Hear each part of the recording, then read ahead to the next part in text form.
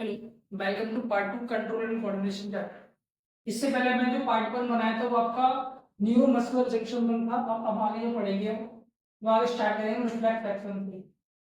Reflex section क्या होता है? A reflex section is an automatic and rapid response to stimuli.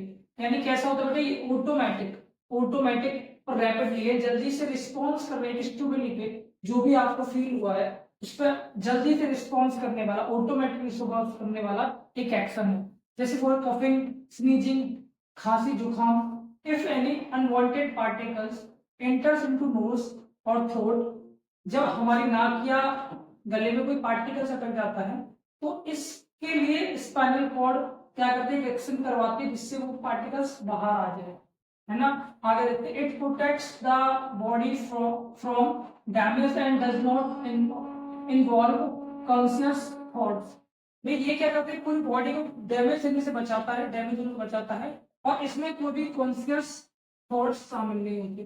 Conscious thoughts मतलब कि यानी तो हम कह सकते हैं जैसे कि मान लो किसी चीज के बारे में हमको पता हो, ऑलरेडी हमको नॉलेज हो। अब हम हमारे थॉट थी, जैसे आप डायग्राम देख पा रहे हो, ये गर्म चीज है। अब गर्म चीज तुम जानबूझ के हाथ रखेंगे कि भाई लेके गए और हाथ हमने इसमें रख दिया, ऐसा तो कुछ नहीं होगा। अब हम ऐसे करें, अगर हमारा हाथ किसी की होठ की तरफ जा रहा है, गर्म की तरफ जा रहा है, तो हमें एक फील होगा, हमें एक महसूस होगा कि सामने कोई गर्म चीज है। तो हम एकदम से जो हाथ को पीछे करेंगे, जो एक्शन करेंगे, वही आपका रिफ्लेक्स एक्शन होगा। ठीक है, आगे देखते हैं बेटा। आगे, reflex actions are monitored and controlled majorly through the spinal cord of neural nervous system and not by the brain। यानी जो रिफ्लेक्स सबसे बड़ी कंट्रोल जो होता है बेटा आपका, ये कंट्रोल होता है स्पाइनल कॉर्ड के थ्रू। यानी जो पीछे बैकबोन के अंदर स्पाइनल कॉर्ड होती है उसके थ्रू ये कंट्रोल होता है, ना कि ब्रेन के थ्रू। क्योंकि ब्रेन को पता बाद में लगता है, एक्शन पहले हो जाता है। इस वजह से इस एक्शन के जो रिस्पॉन्सिबल होगी बेटा, आपकी रिस्पॉन्सिबल होगी स्पाइनल कॉर्ड। आगे, reflex are the pathway taken by the nerve impulses in a reflex action is called reflex arm।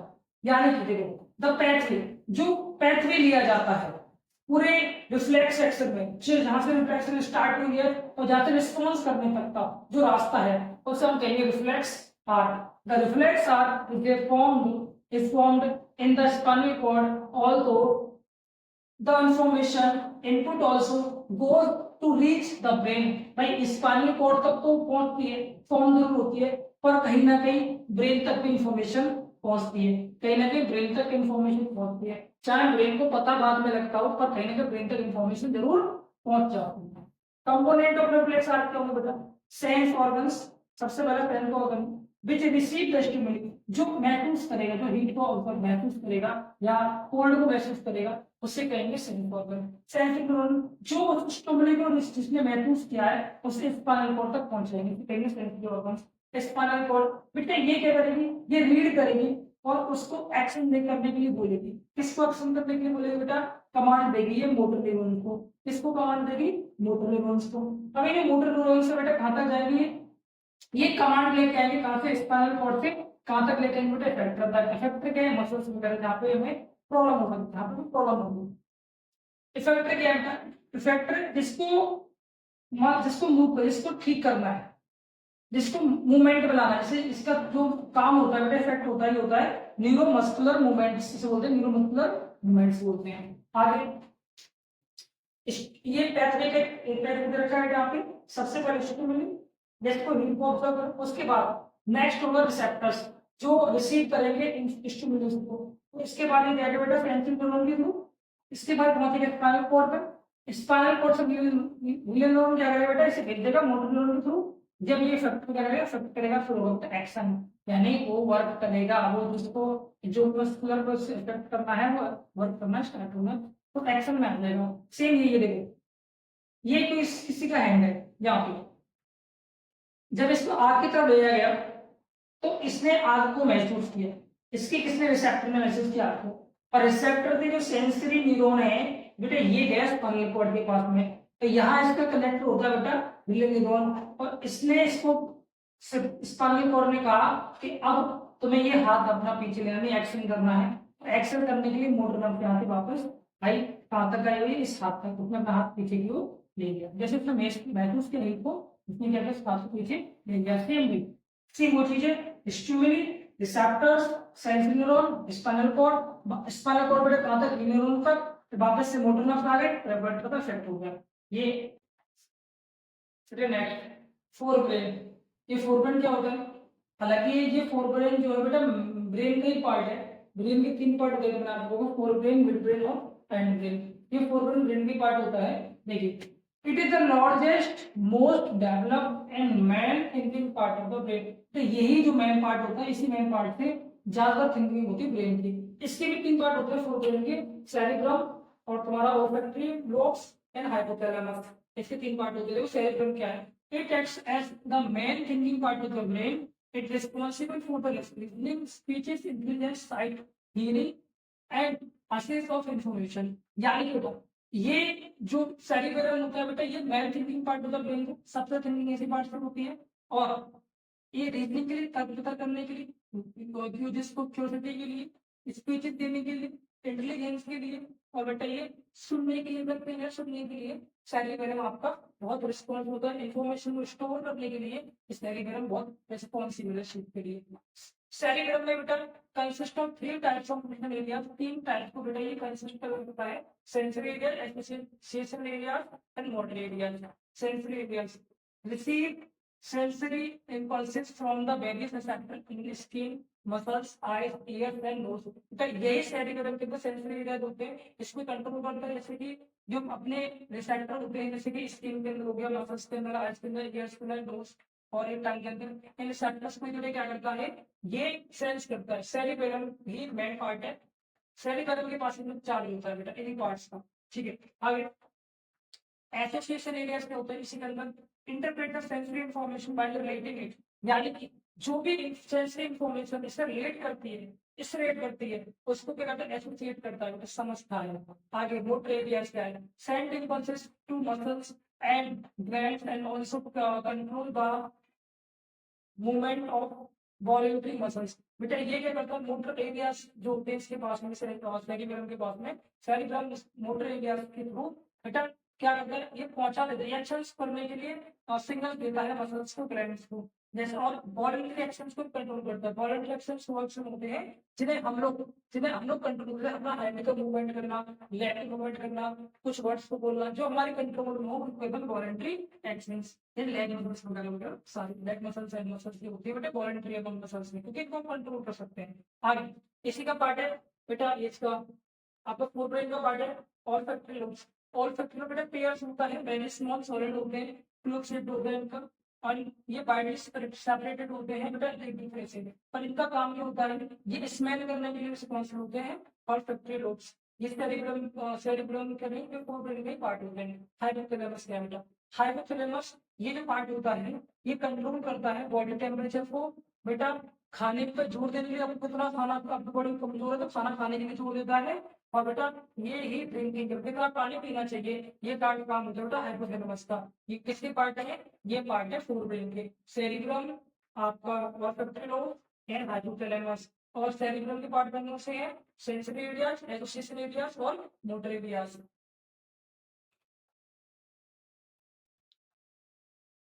फिर आगे देखिए mid brain. It connects fore brain to the hind brain. बेटा ये कनेक्ट करता है fore brain को hind brain से। And it controls the movement of head, neck, trunk of locate sound, यानी साउंड जो प्रोड्यूस होता है उसको कंट्रोल करता है। And visual reflexes that are involve in focusing on the object. किस ऑब्जेक्ट को देखने के लिए, फोकस करने के लिए भी बेटा आपका मिड ब्रेन रिस्पॉन्सिबल होता है। आगे किसी ऑब्जेक्ट को देखने के लिए। इट ऑल्सो कंट्रोल्स, बेटा क्या करता है, पीपल के साथ कंट्रोल करता है और reflect movement of eye muscles, यानी आई मसल्स के रिफ्लेक्शन को भी ये कंट्रोल करता है। आगे हिंड ब्रेन क्या करता है, it provides connection between spinal cord and the rest of the brain. यानी ब्रेन का पूरा पार्ट और स्पाइनल कॉर्ड, इनके बीच में कनेक्शन करवाता है बेटा, ये करवाता है आपका हिंड ब्रेन। आगे इसके तीन पार्ट होते हैं, सेरिबेलम, पोन्स एंड मेडुला। देखो सेरिबेलम क्या है, it is responsible for the presence of voluntary actions. ये बेटा वॉलंटरी एक्शंस के लिए रिस्पॉन्सिबल होता है, जो भी हमें काम करना हो, मूवमेंट करना हो, हाथों को मूव करना हो, चलना हो, फिरना हो, ये हमारे कंट्रोल में है। सारे कंट्रोल एक्शन को जो आपका कंट्रोल करता है बेटा ये है सेरिबेलम। ठीक है, ये उन्हें बोलते हैं voluntary action. It maintains posture walking in a straight line, riding a bicycle. यानी हमें एक लाइन ड्रॉ करनी है, स्ट्रेट लाइन ड्रॉ करनी हो, इसके लिए बेटा जो रिस्पॉन्स होगा वो सेरिबेलम होगा। सेरिबेलम, मैं साइकिल चलानी हूँ, इसके रिस्पॉन्सिबल कौन होगा बेटा, सेरिबेलम होगा। हमें सीधा बैठना है, चलना है, फिरना है, इसके लिए सब रिस्पॉन्सिबल कौन है बेटा, सेरिबेलम इसके लिए रिस्पॉन्सिबल है। आगे पहुंच गया। It lies above the medulla and takes part in respiration बेटा। ये क्या होता है, ये मेडुला के लगभग पास में होता है, और ये क्या करता है भैया, ये रेस्पिरेशन यानी श्वसन यानी सांस लेने में बेटा ये क्या करता है, हमारी हेल्प करता है, भाग लेता है। It relay impulses different part of the brain बेटा, ये क्या करता है, इम्पल्सेस को भेजता ले लेता है ब्रेन के डिफरेंट पार्ट से। ठीक है, आगे इसका जो ब्रेन का थर्ड पार्ट है मेडुला ऑब्लोंगेटा, ऑब्लोंगेटा। ये जो पार्ट क्या होता है, it is the lowest part of the brain. Brain का सबसे निचला वाला भाग होता है, which continues with the spinal cord, जो कि स्पाइनल कॉर्ड के साथ ही शुरू होता है, मतलब स्पाइनल कॉर्ड के स्टार्ट से शुरू हो जाता है ये। इट कंट्रोल्स इनवॉलंटरी एक्शंस, जो हम कंट्रोल में नहीं होते, इनवॉलंटरी एक्शन है सांस लेना, blood pressure, salivation and vomiting. यानी किसी को खाने में देखिए मुंह पानी आता है ना, तो ये जो कंट्रोल करता है विकास को कंट्रोल करने वाला कौन है, मेडुला ऑब्लोंगेटा। और आपका वोमिटिंग को कंट्रोल कौन करता है, मेडुला ऑब्लोंगेटा। ये आपको वोमिटिंग को भी कंट्रोल करता है।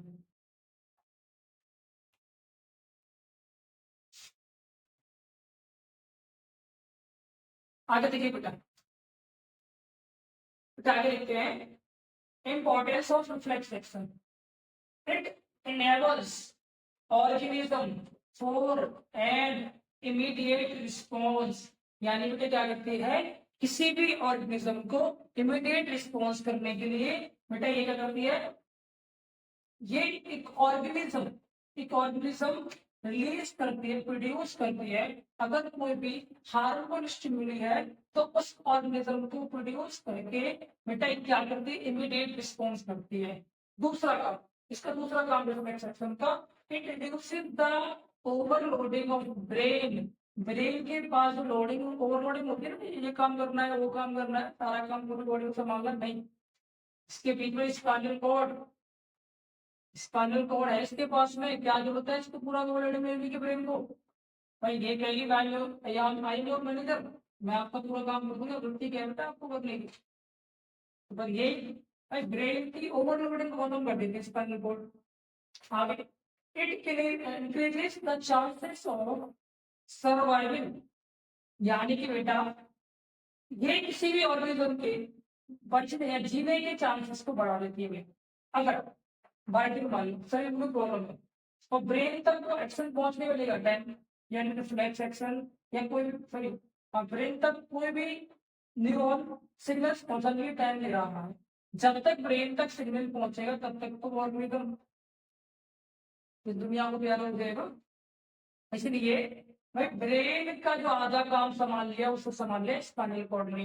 ये ब्रेन तक सिग्नल जब पहुंचेगा तो पहुंचता रहेगा, उससे पहले मैं इसमें क्या कर देती हूँ, एक्शन कर देती हूँ। आगे फिर division of nerve system, the human nerve system comprises of two major subsystem है, दो पार्टों में डिवाइड किया है। एक सीनियर होता है सेंट्रल नर्व सिस्टम और एक होता है बेटा पेरिफेरल नर्व सिस्टम। यानी सीएनएस सेंट्रल नर्व सिस्टम और एक पीएनएस पेरिफेरल नर्व सिस्टम, यानी दो सिस्टम में डिवाइड किया गया है एक नर्व सिस्टम को बेटा, सीएनएस और पीएनएस। अब इसमें जो सीएनएस वाला पार्ट है जैसे कि मान लो human brain, it is the main coordinating centre of the body which enables an organism to think and take decision। यानी बेटा ये पूरी बॉडी का सबसे मेन पार्ट होता है, यही डिसाइड करता है इस बॉडी में क्या होना चाहिए, यही थिंक करता है कि क्या काम तुम बॉडी के अंदर करोगे। अब इसके पार्ट्स की बात करते हैं। इसके तीन मेन पार्ट होते हैं, फोर ब्रेन, मिड ब्रेन और हाइंड ब्रेन। बेटा फोर ब्रेन वाले पार्ट में ये जो पूरा पूरा जो हिस्सा सबसे ज्यादा इसको देख रहे हो, ये हिस्सा का नाम है सेरिब्रम। सेरिब्रम जो हिस्सा है ये सबसे ज्यादा पार्ट होता है ब्रेन के अंदर। सेकंड बेटा, सेकंड समझिए, यहाँ पे ग्लैंड जो होते हैं पिट्यूटरी ग्लैंड, उसके जस्ट नीचे होता है बेटा हाइपोथैलेमस। क्या होता है बेटा? हाइपोथैलेमस। उसके जो ऊपर की स्केल जो है, इसको बोलते हैं बेटा क्रेनियम स्केल, यानी स्कल खोपड़ी। खोपड़ी होती है बेटा, इसको बोलते हैं क्रेनियम। और ये जो पूरा ये हिस्सा देखने से कहते हैं मिड ब्रेन। और नीचे बेटा आपका आता है ये जो हिस्सा है बेटा, ये है हैंड ब्रेन का। हैंड ब्रेन के तीन पार्ट होते हैं, पॉल्स, मेडुला और सेरिबेलम। ये जो फूल गोभी टाइप में आपको ये दिख रहा है बेटा, ये जो आपको दिख रहा है, ये है बेटा आपका सेरिबेलम। ये किसका पार्ट है? ये पार्ट है हैंड ब्रेन का। और ये आपको दिख पा रही है पॉल्स, ये बेटा ये भी क्या है? ये भी पार्ट है हैंड ब्रेन का। और ये जो पार्ट मेडुला देख पा रहे हो बेटा, ये भी पार्ट है आपका हाइड्रेट का। यानी हाइड्रेट के तीन पार्ट होते हैं, सेरिबेलम, मेडुला और पोन्स। पोन्स बेटा कनेक्ट होता है जिसका स्पाइनल कॉर्ड से और ब्रेन से, ये पोन्स कनेक्ट होता है यहाँ पे, ठीक है। और ये जो आप देख पा रहे हो यहाँ पे, ये है सेरिबेलम। किसका पार्ट है? हाइड्रेट का पार्ट है।